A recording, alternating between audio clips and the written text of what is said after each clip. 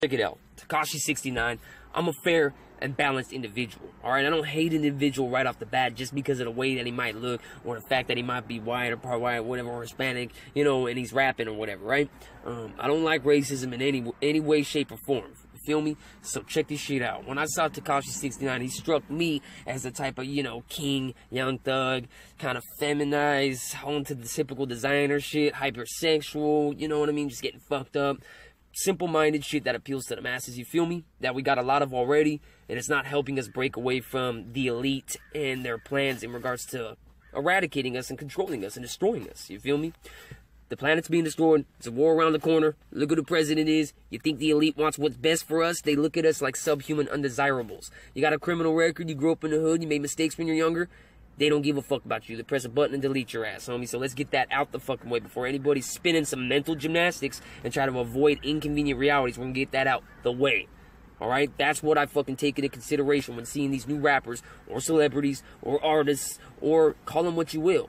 Instagram, whatever. So you know what I'm saying? Anybody who's famous and has a platform and millions of developing mindsets looking up to them and glorifying them, I'm going to take a quick look into the individual, I'm going to hold him accountable, and I'm going to remind myself, if I ever see this cat in person, and he's a creep, and he's kind of trying to convince millions of other people to also be creeps, and that's going to aid the elite in controlling and eradicating us, then at the very least, I'm going to smack the shit out of him to the point of him being unconscious. Tekashi69 is one of those individuals. I will smack the shit out of him until he's unconscious, but let me let you know why. Don't think I'm hating on him because, well, he's got more money than me, so I can't stand that. Or, no, man, he's got so many designer jeans and I don't have them, and that makes me mad. I don't give a fuck about nobody's britches. I don't give a fuck about nobody's footwear, homie. Real shit. I got my hood on my motherfucking head, homie. I always got some reasonable quality shoes. Take a gander at them. You know what I'm saying? You're efficient. You see that? It's efficient. You know what I mean?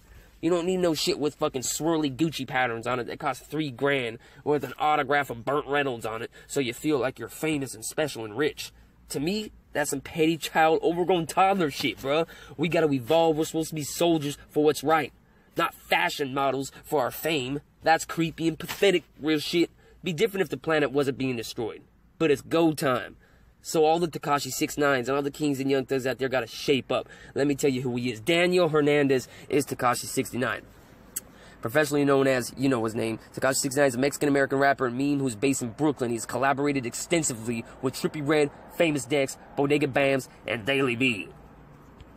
Check this out. Early life. Tekashi originally hails from Bushwick and is both Mexican and Puerto Rican descent. His mother is from Mexico and his father is Puerto Rican. Growing up, he listened to heavy metal bands, such as All That Remains and Parkway Drive. He stopped going to school in 8th grade when he got expelled. Whoa. When he was 13, his father was murdered. That's a tough break. You know, there's millions of people out there that have had a family member or parent get murdered, right?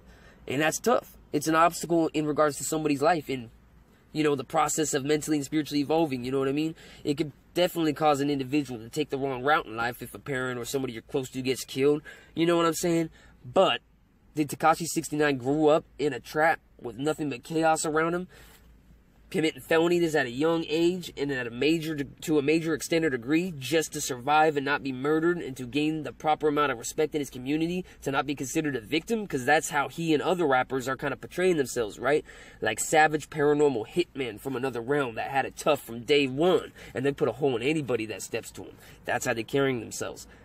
But most 98% of them aren't that. It's just an image they've adopted. So bored, restless individuals in a suburban duplex with their mom's women's designer jeans on can be like, I'm savage. I'm savage. Creepy. We gotta stop the planet from being destroyed. Not pretend to be savages. Not mock and imitate the struggles, the life and death struggles of our youth in lower class regions. The hood. You real. You know what people are doing by doing this shit? Presenting that image. They didn't really come from that life since day one. They haven't had to live that life, and they're not trying to evolve and to get others out of that life. You know what I'm saying? These motherfuckers are counterfeits. Real shit. You know? They ain't about that life. Look it. Tekashi69 started rapping after he was encouraged by several of his peers that he's that year he collaborated with Bodega Bands after his peers told him to start rapping and stuff. He stopped going to school in 8th grade. He got expelled. His father died when he was 13. After his father died, he got a job as a busboy to help his mother out. He also had multiple hustles, including working at a bodega and selling a little bit of weed just to make it by. That's the paranormal savage. That's teaching you how to navigate life and death instances and how to go and hustle up money on the block and put holes in people that are testing your nuts and threatening your money making. You know what I mean?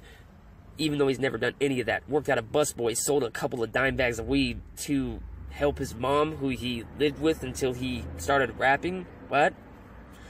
Okay, look, man, let's be logical. Not, you might think anybody could just pretend and do whatever they want and act and dress and speak however they want and talk about and live in a manner, fucking dependent upon their random impulses or desires. You know what I mean? Whatever anybody wants to do, it's a free-for-all and it's a circus, so let it go.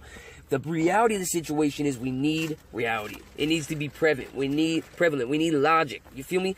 We need a little bit of a solution-based approach right now. The planet is being destroyed. You and your loved ones, me and my loved ones, our loved ones. If you're not in that 3 percentile of the wealthy and elite, all right, I can almost guarantee you 99.9% of everybody watching my vids right now is not part of that percentile of individuals.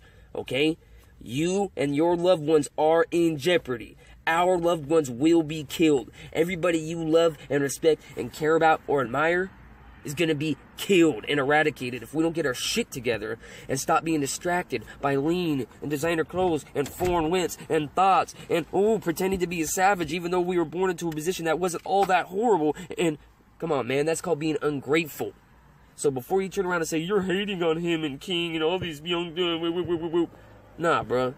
Let's be realistic. When there's kids starving, planet being destroyed, and evil people reigning, it's not time to have $3.5 million worth of luxury sedans and shoes.